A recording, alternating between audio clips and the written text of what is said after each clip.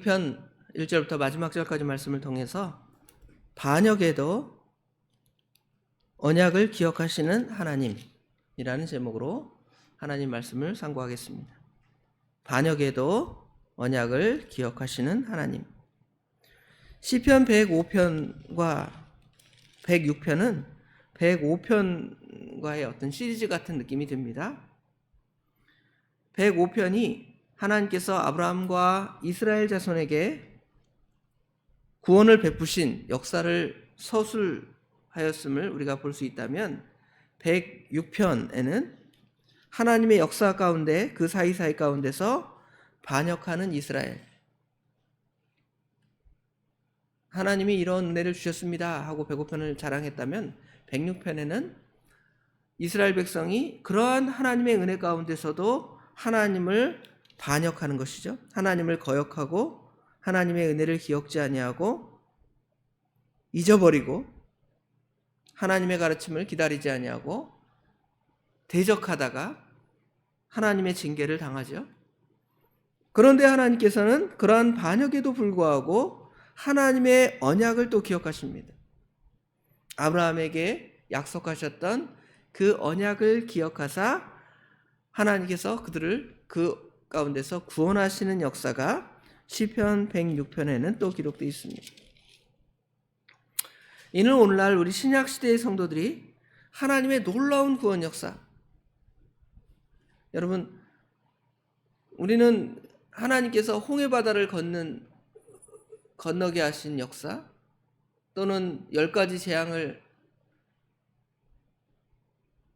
애굽에 내려서 그들로 하여금 놀랍게 보여지는 그러한 역사, 그것과 하나님께서 우리를 죄와 사망과 이 세상에서 건져서 하나님의 백성 삼으신 그것과 비교하여 볼 때 어느 것이 더 놀랍고 대단하다고 생각하십니까?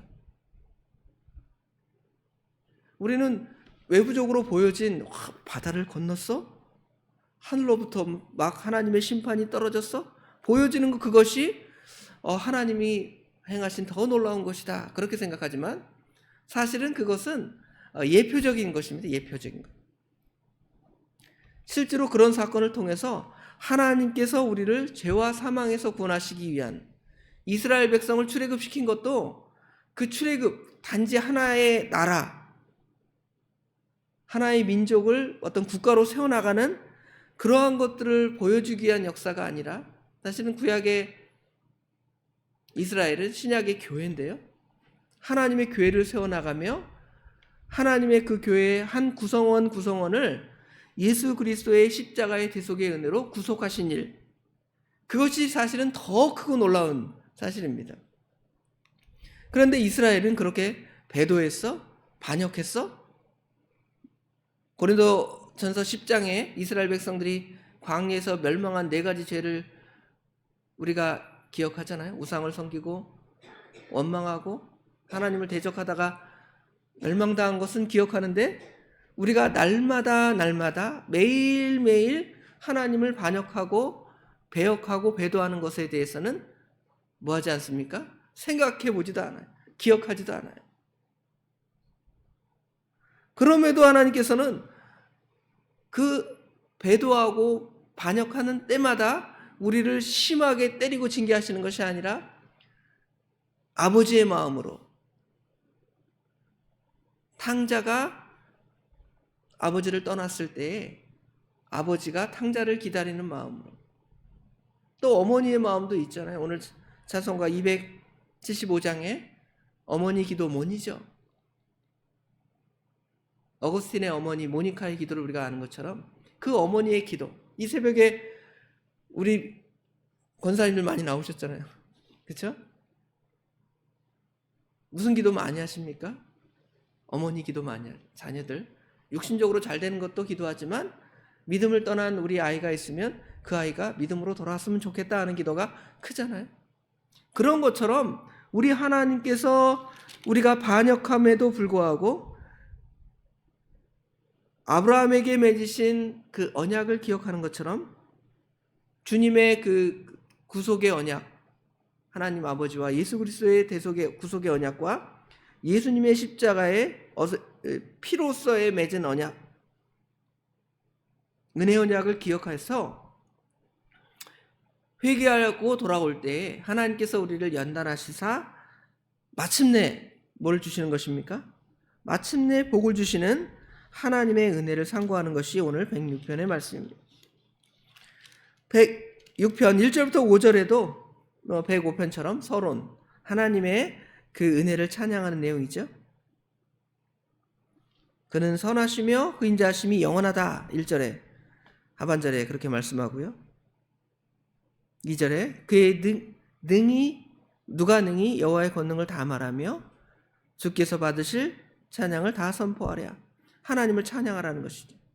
하나님의 그 대속의 은혜, 구속의 은혜를 찬양하라고 그 서론을 시작하고 있습니다. 6절부터 12절까지는 애굽에서 구원하신 놀라운 역사에도 불구하고 그들의 조상처럼 반역하였다 그랬죠. 6절에 보면 우리가 우리 조상들처럼 범죄하며 사악을 행하여 악을 지었나이다 그랬습니다. 여기 우리 조상들 그러면 우리 조상들이 누굴까? 아마 두 가지 의미로 생각해 볼 수가 있습니다. 첫 번째 의미로는 지금 이스라엘 백성들이 이 출애굽 이전에 우리들의 조상이라면 아담의 범죄부터 시작할 수가 있죠. 아담과 하와가 하나님께서 은혜를 베풀어 주셔서 에덴 동산을 창설하시고 사람들에게 영원히 누릴 그 복을 주셨는데 선악과를 따먹고 하나님을 반역하고 배도했잖아요. 그런데 그런 것처럼 또는 이 시편 106편이 쓰여질 때가 아마 훨씬 후대에 이 시편이 기록되었다면 그때를 기준으로 한다면 그들의 조상들의 그 행위들을 보면 다 반역의 역사잖아요. 반역의 역사. 그럼에도 불구하고 아마 이것은 첫 번째 의미가 더 강조된 것 같습니다. 왜냐하면 그 뒤 이야기들을 보면 알 수가 있죠. 우리가 우리 조상들처럼 범죄하여 사악을 행하여 악을 지었나이다. 그러면서 애굽에서 하나님께서 행하신 일, 그걸 기억하지 못하고 반역했다는 걸 보면 그 이전 아마 성경에 기록되지 아니한 수많은 믿음의 사람들의 범죄들이 있지만 하나님께서 그 반역에도 불구하고 그들을 사랑하시는 그 역사는 그들 가운데 아마 남아있을 것입니다. 그래서 이제 7절에 연결해 보면 우리의 조상들이 애굽에 있을 때에 하나님께서 행하신 일 10가지 재앙, 어제 105편의 10가지 재앙을 상고했는데요. 그러한 재앙을 통하여 그들을 마침내 구원하십니다. 애굽에서 떠나게 하셨죠. 그런데 곧 어디에서 7절 끝에 보면 어디에서 반역을 합니까? 바다 곧 홍해에서 거역합니다. 몇 걸음 더 가서 거역한 게 아니에요. 하나님의 은혜는 잠시 기억하다가 우리가 당하는 환난 때문에 그 하나님을 반역하고 배도하는 것은 순식간에 순간적으로 또 일어나는 계속 반역하는 패턴이 나타나게 되는 것입니다. 하나님께서 우리를 이 홍해바다에 수장시켜서 죽게 하려는가 하면서 반역하는 것이죠. 앞에는 홍해바다가 있습니다. 뒤에는 애국 군병이 따라오죠. 우리 성도의 상황이 그럴 때가 있어요. 진퇴양난이라고 그러죠. 앞으로 나아가지도 못하고 뒤로 물러가지도 못하는 그런 환란이 있을 때에 우리는 하나님께서 우리를 사랑하시는 그 대속의 은혜를, 구속의 은혜를 잊어버리고 하나님을 원망할 때가 있습니다. 그런데 하나님께서는 어떻게 하십니까?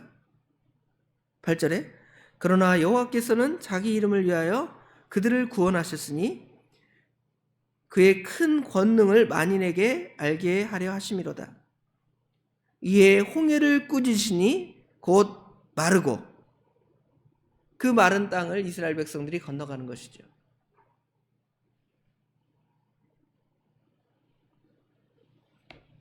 그러나 곧 하나님을 찬양하고 기뻐하며, 우리가 미리암의 찬양 그런 것들을 아는 것처럼 또 모세가 찬양하고 이스라엘 백성이 찬양한 것을 알지만 그들은 또 금방 잊어버려요. 광야길 사흘길을 가니까 또 뭐가 없습니까? 마실 물이 없는 거예요. 마실 물이 없으니까 하나님을 원망하죠. 또 마라라는 곳에 갔더니 물이 또 어떻습니까? 쓰잖아요. 그러니까 또 하나님을 원망하죠. 그때마다 하나님께서 그들을 은혜를 베풀어 주시는 것이죠. 물을 주시고 만나도 주시고 메추라기도 주시고 시시때때로 하나님께서는 우리에게 그러한 은혜를 계속 베풀어 주심을 알 수가 있습니다. 13절부터는 27절까지 광야에서 반역하는 내용이 기록되어 있습니다. 홍해의 위협을 벗어나자 또 반역했습니다. 여기 반역의 내용을 보면 또 어떤 반역을 하고 있냐면 16절, 그들이 진영에서 모세와 여호와의 거룩한 자 아론을 질투하며 땅이 갈라져 다단을 삼키며 아비람의 당을 덮었고 불이 그들의 당에 붙으며 화염이 악인들을 살랐도다. 하나님이 주신 그 권위까지 부정해 나가는 거예요. 모세를 반역하고 아론을 반역하고 하나님을 대적하면서 다단, 아비람, 고라의 자손, 고라, 그죠? 고라가 반역에 동참했다가 땅이 갈라져서 그 땅에 다 삼켜지는 하나님의 심판을 당하기도 하죠. 여기 19절부터는 순서가 바뀌었지만 이 사실은 광야에서 다단, 아비람, 고라 이들이 갈라진 것은 훨씬 뒤의 일이지만 여기 앞에 19절부터는 이스라엘 백성들이 출애굽에서 시내산에 머무를 때 모세가 하나님으로부터 계명, 십계명의 두 돌판과 하나님의 계명을 받으러 호렙산에 올라갔을 때 하나님을 반역합니다. 무슨 반역을 하죠? 금송아지를 만들어서 이것은 우리를 애굽 땅에서 인도해 주신 하나님이다 하고 그 신을 찬양하는 장면이 나오잖아요. 그런 반역에도 불구하고 하나님께서 내가 이들을 다 여기서 죽게 하고 새로 너 모세를 통하여 그 민족을 있게 할까 할 때에 모세가 하나님께 중보하잖아요. 또 하나님은 그 중보를 들으시고 기도를 들으시고 그들을 용서하십니다. 계속 반역의 역사가 나타납니다. 28절부터 31절에는 바알불과 연합한 반역, 32절에는 무리바에서의 반역, 무리바에서 물이 없으니까 하나님을 반역하니까 모세를 반역하니까 모세가 열이 받잖아요. 반석을 때리면서 하나님께서는 반석을 명하여 물이 나게 하라 그랬는데 화가 나서 그냥 그 반석을 때리고 쳐서 물을 내릴 때에 이 반역의 모세가 입으로 범죄함으로 가나안 땅에 들어가지 못하는 그러한 징계를 받게 되잖아요. 또 34절부터 46절까지는 가나안 땅에 정착해서도 또 그 반역을 계속합니다. 하나님께서는 너희들이 가나안 땅에 정착하면 가나안 족속들을 다 어떻게 하라고 그랬습니까? 진멸하라고 하죠. 가나안 땅을 진멸하라 그랬으면 하나님은 굉장히 잔인하신 하나님이 아닌가. 또 오늘날도 어떤 땅에 가서 믿지 않는 사람들을 다 죽이고 예수 믿을래 죽을래 이슬람처럼 그러면 마치 굉장히 하나님을 잔인한 하나님으로 생각하는데 구약적 개념으로 생각을 해야죠. 헤렘이라고 하는데 하나님께서 이스라엘을 거룩하게 하시려고, 구약의 이스라엘은 신약의 교회니까요. 신약의 교회를 세워나가기 위해서 교회 안에 죄악이 있으면 그 죄를 다 물리치라 그랬잖아요. 고린도전서에 보면 그 음행죄가 들어왔을 때 교회에서 그 죄를 왜 제거하지 아니하느냐, 없이 하지 아니하느냐 하나님이 책망하시죠. 그것처럼 구약의 그 하나님이 가나안 족속을 진멸하는 사건은 단순하게 오늘날 어떤 땅을 정복하는 정복 전쟁의 개념이 아니라 하나님의 길을 거룩하고 깨끗하게 만들어가는 하나님의 선한 역사이기 때문에 구약 신약적 개념으로 생각하면 안 돼요. 오늘날 야만적인 전쟁을 할 때가 있었잖아요. 제국주의 시대에 아메리카 대륙을 정복하면서 하나님의 이름이라고 그 원주민들을 내쫓고 죽이는, 그것을 마치 구약에 하나님께서 이스라엘 백성들이 가나안을 정복하는 것처럼 해석을 하는데, 그건 성경적인 해석은 아니지. 욕심을 따라 남의 땅을 차지한 것이지. 그러나 구약의 이 가나안 땅은 하나님이 하나님의 교회를 이 지상에 한 나라를 세워서 거룩하게 만들려고 세운 그것이니까 그것과의 개념은 전혀 다른 걸 알 수가 있습니다. 그런데 그 가나안 족속을 다 진멸합니까? 진멸하지 않고 가나안 족속의 행위를 본받아서 바알 신을 섬기고 아세라 신을 섬기고 심지어 그 자식을 그 우상에게 제물로 드리는 몰렉에게 제사를 바치는 것처럼, 여기 36절 37절에 보면 37절 그들이 그들의 자녀를 악귀들에게 희생제물로 바쳐두라, 이런 죄를 범하고 있습니다. 이때마다 하나님께서 하나님의 진노를 행하십니다. 원수들을 일으키죠. 사사기를 읽어보면 이스라엘 백성들이 계속 배도하고 반역하는 그 역사가 나타납니다. 그러면 하나님께서 이방 나라 모압, 암몬, 셀 수 없는 수많은 이방 나라들이 있죠. 그 나라들이 이스라엘을 쳐들어와서, 가나안 땅에 쳐들어와서 이스라엘 백성들을 괴롭게 하고 죽게 하고 하나님의 징계를 내리게 할 때 하나님께서 이스라엘 백성은 어떻게 합니까? 하나님께 기도하죠. 하나님 잘못했습니다.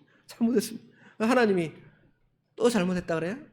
우리 자녀들이 한 번 잘못했다 그러고 두 번 잘못했다 그러고 또 잘못했다 그러고 그러면 어때요?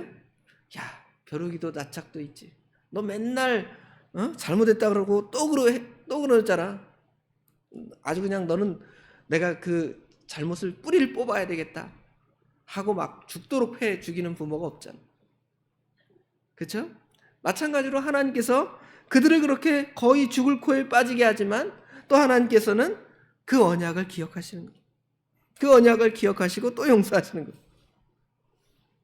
수많은 반역과 배신, 배역, 배도, 하나님의 그 진노가 임해서 하나도 사실은 살아남을 자가 없는 그러한 때에도 하나님의 그 심판이 정당함에도 불구하고 하나님께서는 하나님의 언약을 기억하사